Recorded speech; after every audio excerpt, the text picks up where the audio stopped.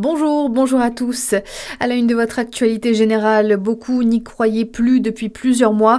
Cécile Kohler et Jacques Paris, détenus en Iran depuis 3 ans, ont été libérés de prison. C'est Emmanuel Macron lui-même qui l'a annoncé hier soir sur ses réseaux sociaux.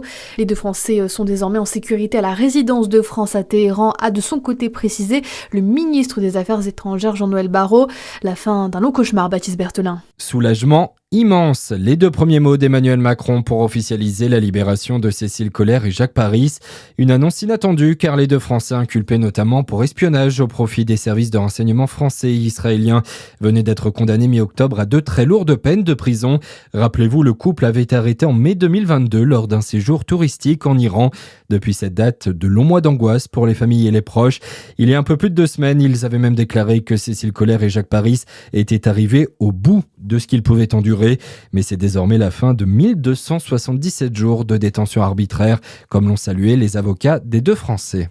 Ils avaient été condamnés mi-octobre par la justice iranienne à 17 et 20 ans de réclusion.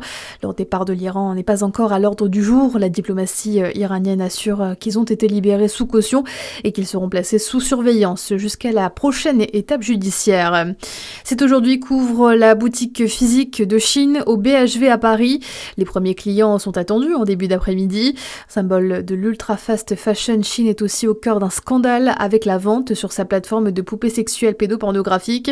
À ce propos, les Galeries Lafayette de Dijon devraient bientôt changer de nom. Une annonce faite hier par le groupe qui acte la fin de son partenariat avec la Société des grands magasins. Un divorce lié à l'implantation de l'enseigne Shein qui concerne 7 magasins en France.